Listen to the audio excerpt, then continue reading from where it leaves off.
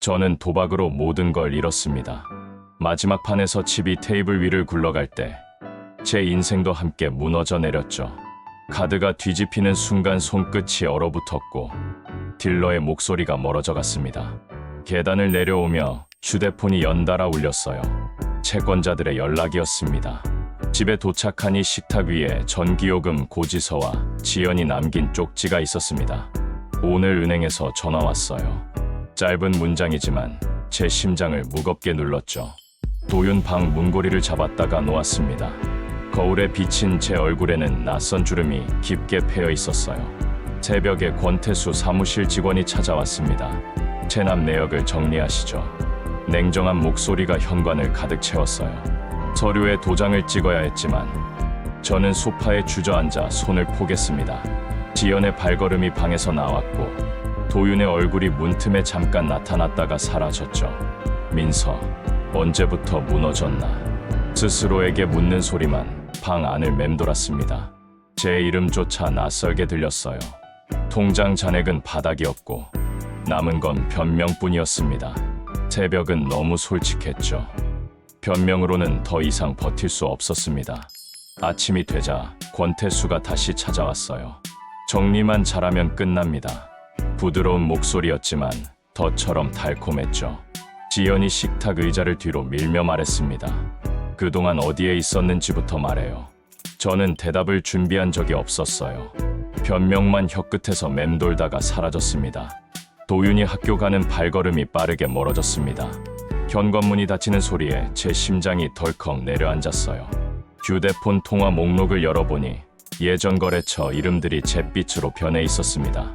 공장 컨설팅으로 쌓았던 신뢰는 빛 독촉과 함께 허물어졌죠.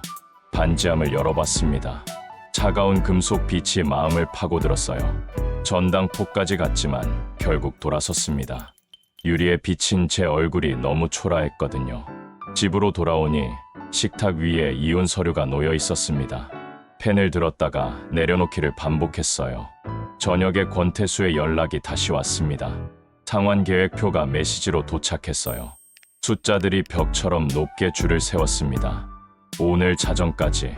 짧은 문장이 제 등을 떠밀었죠. 사과는 계속 미뤄졌고 미루는 사이에 가족과의 관계는 더 차가워졌습니다. 밤늦게 다리 위에 섰습니다. 바람이 제 귓불을 스치고 지나갔어요. 휴대폰 속 가족 사진은 발행 광고처럼 색이 변해 있었고 강물은 검은색으로 천천히 흘렀습니다. 발을 한 발짝 더 내디디려던 순간 뒤에서 목소리가 들렸어요. 민석 맞죠? 돌아보니 사회복지관 명찰을 단 은진이 서 있었습니다. 제 이름을 또박또박 부르는 목소리에 무릎 힘이 풀렸어요. 오늘은 여기까지만 하세요. 은진이 차가운 캔커피를 건네며 조용히 말했습니다. 복지관 지하 강당에 들어가니 형광등이 희미하게 떨리고 있었어요. 둥근 의자들이 원을 이루고 있었고 벽에 도박 중독 자조 모임 안내지가 붙어 있었습니다. 제 순서가 되자 떨리는 목소리로 말했어요. 민석입니다. 소리가 의자 사이로 흩어져 나갔습니다. 앞줄의 정우가 손등 흉터를 매만지며 말했어요. 한 번에 괜찮아지지 않습니다. 담백한 문장이 뼈처럼 단단하게 들렸죠. 모임이 끝나고 은진이 종이 일정표를 건넸습니다. 내일 온다면 시작할 수 있어요. 복지관을 나오며 지연에게 음성 메시지를 남겼습니다. 미안하다는 말 대신 내일 상담받으러 간다고 말했어요. 바닥에도 문이 있다는 생각이 들었습니다. 작은 길 하나가 보이기 시작했어요. 2층 상담실에서 은진이 노트를 펼쳤습니다. 아침 시간 일과 저녁 약속은 어떻게 보내세요? 질문은 냉정했고 제 대답은 종종 비어 있었어요. 빈칸이 많을수록 삶이 허술해진다는 걸 그 자리에서 깨달았습니다. 정우가 숙제를 내주었어요. 하루 장부 쓰기였습니다. 편의점 영수증 하나도 놓치지 마세요. 장부를 쓰기 시작하니 시간의 표정이 보였습니다. 새벽 방황이 숫자로 바뀌었어요. 숫자는 가식이 없었습니다. 일주일 뒤 권태수가 카페에서 만나자고 했습니다. 상환 의지만 있으면 협조하겠습니다. 부드러운 웃음 뒤에 유혹이 숨어 있었어요. 저는 가방에서 장부를 꺼냈습니다. 서툴렀지만 진실한 기록이었죠. 이대로면 한 달 뒤부터 소액 상환이 가능합니다. 말하고 나니 어깨가 가벼워졌어요. 권태수가 새로운 계획서를 내밀었지만 저는 조용히 말했습니다. 법원 개인회생 절차를 검토하겠습니다. 정우를 통해 변호사를 소개받았습니다. 사무실에서 서류를 검토하며 현실을 제대로 마주했어요. 허세는 문 밖으로 밀려났습니다. 서명을 마치고 나오니 가을빛이 유리창에 반사되어 눈이 시렸어요. 길가 포장마차에서 어묵 국물을 마시며 스스로에게 작은 칭찬을 건넸습니다. 장부를 지킨 하루가 겨우 하루였지만 하루가 모이면 한 달이 된다는 걸 알았어요. 주말 아침 지연 집 초인종을 눌렀습니다. 우편함 위 난초가 새 잎을 틔우고 있었어요. 문이 열리자 지연의 차분한 얼굴이 나타났습니다. 현관에서 신발도 벗지 않은 채 이야기했어요. 회복 프로그램 일정, 장부 사진, 상담 확인 문자를 보여드렸습니다. 말로는 부족해요. 지연의 목소리는 흔들리지 않았습니다. 저는 제안했어요. 한 달 동안 집안 허드레실을 전부 맡겠습니다. 허드레실이 사과의 언어가 될 수 있을지 확신은 없었지만 손으로 감는 시간이 필요했거든요. 빨래를 돌리고 의자를 고치고 시장에 갔습니다. 상인 미라가 총각김치를 맛보라며 숟가락을 내밀었어요. 가격표, 배치 좀 도와주세요. 예전 공장에서 배운 동선 정리가 몸에서 다시 깨어났습니다. 계산대 앞에 줄이 생기자 미라가 놀란 얼굴로 고개를 끄덕였어요. 그 작은 끄덕임이 하루의 축하처럼 느껴졌습니다. 저녁에 도윤과 마주쳤을 때 짧게 물었어요. 진짜로 끊었어. 제 대답은 오늘은 지켰다 뿐이었습니다. 시장 끝 미라 매대에서 일을 도왔습니다. 진열대가 뒤죽박죽이었어요. 종이에 동선 지도를 그려 임기 품목 배치를 바꿨습니다. 점심 무렵 손님 회전이 빨라지더니 매출이 달라졌어요. 이런 걸 해주는 사람을 뭐라고 부르죠? 미라가 어묵을 건네며 물었습니다. 컨설턴트요. 옛 직함이 혀끝에서 나왔어요. 단어 하나가 심장 속에서 오래 울렸습니다. 잊었던 자존감이 먼지를 털었어요.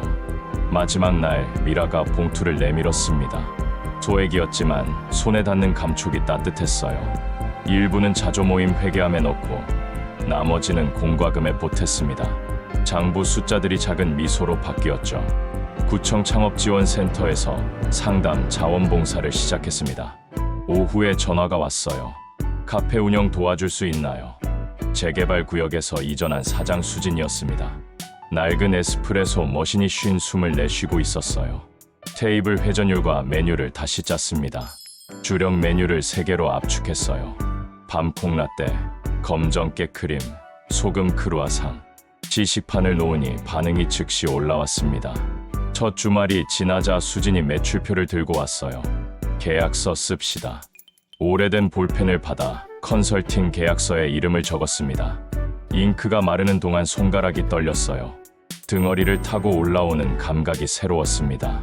계약금이 통장에 들어오자 지연 계좌로 메모를 보냈어요. 생활비 분담 시작. 한 달쯤 지나니 서준이 나타났습니다. 예전 공장 프로젝트 동료였어요. 합법적 포인트 카지노입니다. 리베이트 구조가 확실해요. 태블릿 화면의 그래프가 눈을 흔들었습니다. 오래된 쾌감이 꿈틀거렸어요. 잠깐만 생각해볼게. 말이 입에서 흘러나오는 순간 스스로가 낯설었습니다. 복지관에서 은진에게 전화했어요. 서준이 왔어요. 상담실에서 은진이 2개의 타임라인을 그렸습니다. 참여와 거절 시나리오였죠. 민석이 지키고 싶은 건 무엇인가요? 질문이 바늘처럼 정확했습니다. 밤에 서준이 다시 메시지를 보냈어요. 링크를 누르려던 순간 도윤에게서 카톡이 왔습니다. 내일 야구장 갈래. 화면 위 문장이 제 손가락을 붙잡았어요. 야구장에서 도윤이 모자를 씌워 주었습니다. 응원과 소리가 가슴을 울렸어요. 나오는 길에 서준이 기다리고 있었습니다. 마지막으로 묻겠습니다. 저는 짧은 한숨을 섞어 대답했어요. 이제는 일로 벌 거야. 창업지원센터 게시판에 피해 글이 올라왔습니다. 포인트 카지노 사기 호소문이었어요. 서준이 연루되었다는 확신이 들었습니다. 정우와 은진 도움으로 피해자 모임을 만들었어요. 증거를 모아 경찰서에 접수했습니다. 서준이 전화해서 위협했지만 도망치지 않았습니다. 지연과 도윤에게 사실을 말했어요. 괜찮을 거야. 도윤의 목소리는 위로보다 약속에 가까웠습니다. 일주일 뒤 경찰서에서 수사가 본격화된다고 연락이 왔어요. 가을 박람회장 세미나에서 강연을 맡았습니다. 무대 뒤에서 명함 다발을 쥐고 있었어요. 마이크를 잡고 첫 문장을 발음했습니다. 민석입니다. 실패해서 돌아오는 방법을 이야기하겠습니다. 제발 방지는 무엇으로 합니까? 질문이 나왔어요. 저는 짧게 대답했습니다. 사람입니다. 강연이 끝나자 박수가 길게 이어졌고 부스 앞에 줄이 생겼습니다. 명함이 빠르게 줄어들었어요. 강연장을 나서니 지연과 도윤이 서 있었습니다. 수고했습니다. 지연의 문장 안에 오래된 얼음이 녹고 있었어요. 도윤이 야구 모자를 건네며 웃었습니다. 오늘 밥은 아빠가. 밤에 장부를 펼쳐 오늘을 기록했습니다.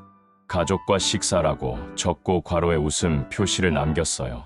창업지원센터에서 다음 달 교육 제안이 도착했습니다.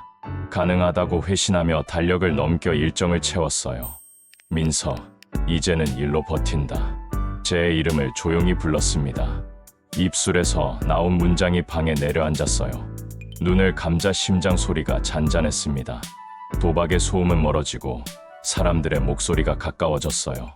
내일도 장부를 펼치겠습니다. 내일도 사람을 먼저 적겠습니다.